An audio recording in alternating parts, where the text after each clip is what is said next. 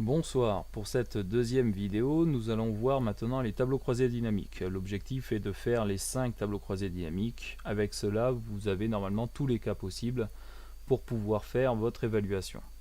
Donc pour réaliser un tableau croisé dynamique, vous cliquez dans une cellule de votre tableau de départ qui s'appelle historique des ventes, vous allez dans insertion et vous prenez tableau croisé dynamique qui est à l'extrême gauche, celui qui est ici, pas celui qui a le point d'interrogation mais bien celui-là. Vous cliquez, vous faites OK et vous avez une feuille qui arrive ici qui s'appelle feuille 3 que vous pouvez mettre en premier, en dernier, etc. Je le mets en dernier. Vous double-cliquez TCD1 pour tableau croisé dynamique 1. Quand je clique dans cette feuille, j'ai les champs de tableau croisé dynamique qui sont ici. Quand je clique dans la feuille de calcul, ils ont disparu. Ne fermez jamais cette feuille, ici, cet élément qui est ici. Si vous fermez, afin de l'avoir de nouveau, il faut cliquer sur liste des champs. Quand vous êtes dans votre tableau, il faut cliquer sur liste des champs afin de la revoir. Autrement, vous ne pouvez rien faire.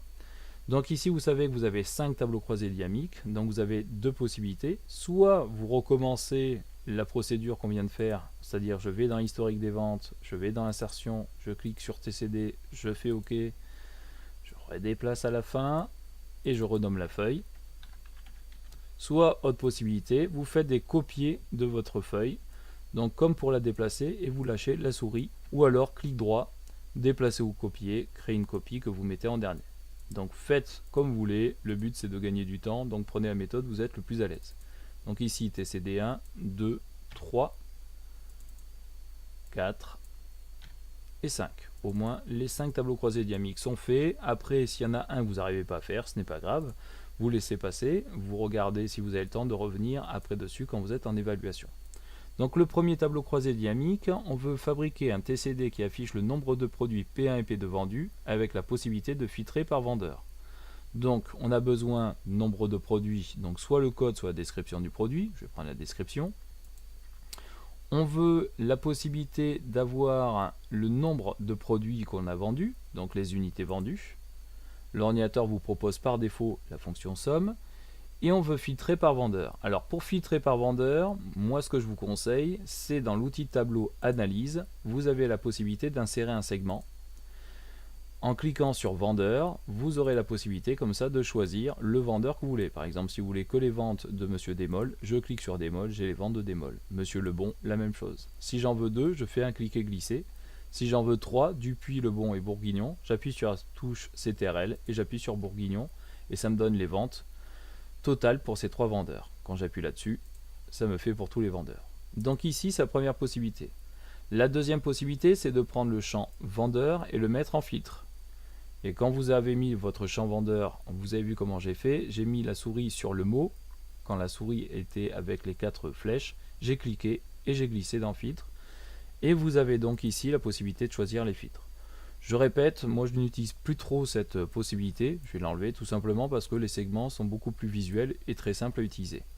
Vous ne voulez avoir que les produits 1 et 2, plus le 3. Deux possibilités, soit dans description de produit, vous cliquez dans le petit triangle noir ici et vous avez la même fenêtre que les filtres, vous décochez le produit 3, vous faites OK, vous n'avez que les produits 1 et 2. Deuxième possibilité, vous savez que vous pouvez mettre un segment pour les produits. Donc description de produit, je fais OK. Et regardez, d'ailleurs ici, le filtre que j'ai effectué à ce niveau-là, je le retrouve ici. Quand j'enlève le filtre, hop, vous voyez, il a disparu ici, il est de nouveau là. Donc le produit 3 a apparu, si je ne veux pas l'avoir, je prends le 1 avec le 2 sans le 3. Donc là, vous êtes libre, soit vous passez par le filtre pour ne avoir qu'un seul élément, soit vous passez par ce que je vous conseille, les segments. Le deuxième tableau croisé dynamique. Je veux avoir par région et par code produit la moyenne des unités vendues. Donc je clique dans mon tableau, par région, je clique dans région, par code produit, je clique dans code produit, la moyenne des unités vendues, je choisis unité vendue. Je m'aperçois d'une chose, c'est que quand je prends un champ numérique, il se met automatiquement dans valeur, parce que l'ordinateur comprend, c'est ce qu'il doit calculer, mais par contre il vous fait toujours la somme. Si vous ne voulez pas avoir la somme, mais comme ici la moyenne, vous prenez un des nombres mis, clic droit, synthétisez les valeurs par et vous choisissez somme, moyenne, max, min, produit, etc. Donc là ici par exemple moyenne. L'ordinateur vous met un format que vous pouvez évidemment changer dans le ruban accueil pour n'avoir par exemple aucun nombre après la virgule. Le TCD3. Au niveau du TCD3, je veux regrouper les dates par mois et année afin de connaître la répartition du chiffre d'affaires total. Donc déjà, j'ai besoin de dates et j'ai besoin du chiffre d'affaires. L'ordinateur vous a fait la somme des chiffres d'affaires. Quand on a mis les dates, l'ordinateur les a regroupées par trimestre et par année. Comment je fais pour les avoir par mois et par année? Je clique sur une date, clic droit, grouper, et au lieu de choisir de grouper par trimestre et année, je vais grouper par année et par mois. Je fais OK et vous avez les informations qui sont mises. Le chiffre d'affaires total a été mis, vous pouvez le mettre évidemment en format monétaire. Je répète, vous cliquez sur une date, clic droit, grouper, et vous avez le choix ici en faisant un simple clic de grouper comme vous le désirez. TCD numéro 4. Donc dans le TCD numéro 4, on veut regrouper les ventes par centaines afin de connaître la répartition du chiffre d'affaires total par région. Donc je prends le chiffre d'affaires, la région, et je veux regrouper les ventes par centaines. Donc je prends les unités vendues. Le problème c'est que les unités vendues, il les met en valeur. Là si je fais un clic droit, je vois que je ne peux pas grouper. Tout simplement parce que les unités vendues, c'est ce que je voudrais avoir en ligne afin de pouvoir les regrouper. Comment vous faites? Vous cliquez sur votre élément unité vendue, vous le mettez en ligne. Soit avant région, vous voyez le trait est avant, soit après, c'est juste la présentation qui va changer. Je vais le mettre après région. Vous avez toutes les unités vendues qui sont mises dans chaque région, centre, ensuite vous avez est, etc. Pour les regrouper par centaines, vous cliquez sur un élément, des quantités vendues, clic droit, vous groupez, et comme tout à l'heure, vous groupez par centaines. Le début, vous pouvez le faire commencer à 0 si vous voulez.